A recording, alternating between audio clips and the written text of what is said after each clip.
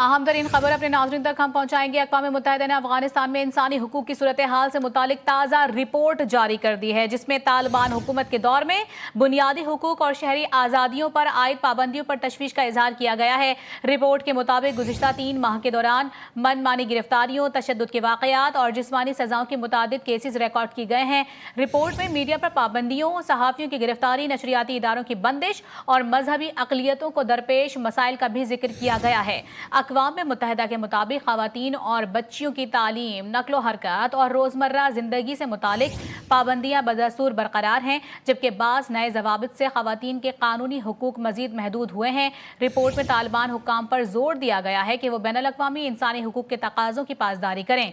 यह अहम तरीन खबर है जिससे अपने नाज़रीन को हम आगाह कर रहे हैं। अपने नाज़रीन को बताते चलें कि अक़वाम मुत्तहिदा ने अफ़गानिस्तान में इंसानी हुकूक की सूरत हाल से मुतालिक ये ताज़ा रिपोर्ट जारी की है, जिसमें तालिबान हुकूमत के दौर में बुनियादी हुकूक और शहरी आज़ादियों पर आयद पाबंदियों पर शदीद तशवीश का इजहार किया गया है।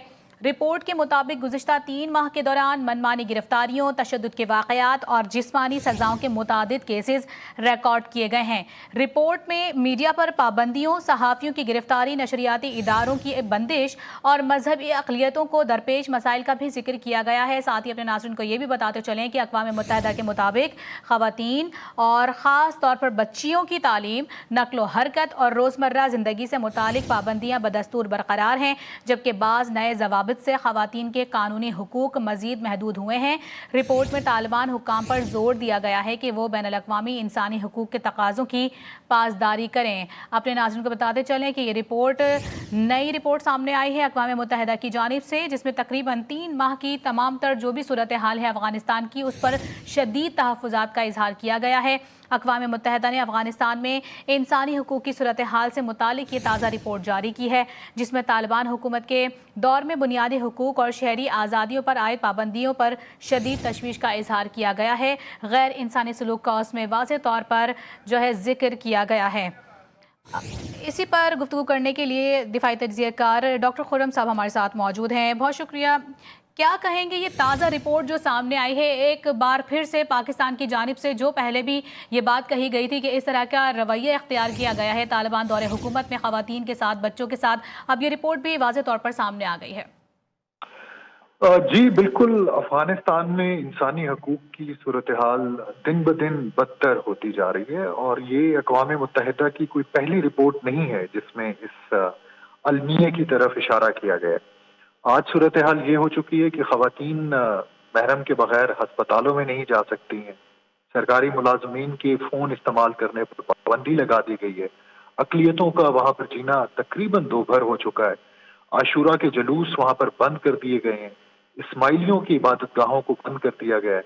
तो ये जो तमाम तर सूरत हाल है, ये अक्कासी करती है कि अफगान तालिबान एक मखसूस बुनियाद परस्त एजेंडे को लेकर चल रहे हैं, जो आज दुनिया में बिल्कुल वो तालमेल नहीं रखता है मॉडर्न दुनिया के तकाजों से।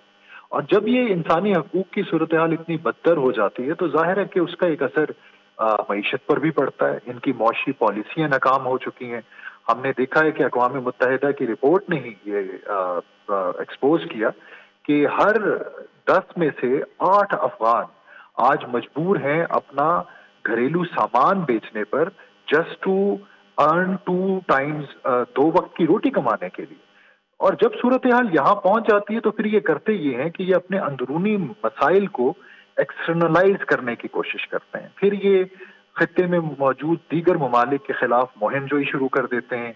उनके खिलाफ ये दहशतगर्द जो गिरोह वहाँ पर सरगर्म है, उनको पनागाहें फराहम करते हैं।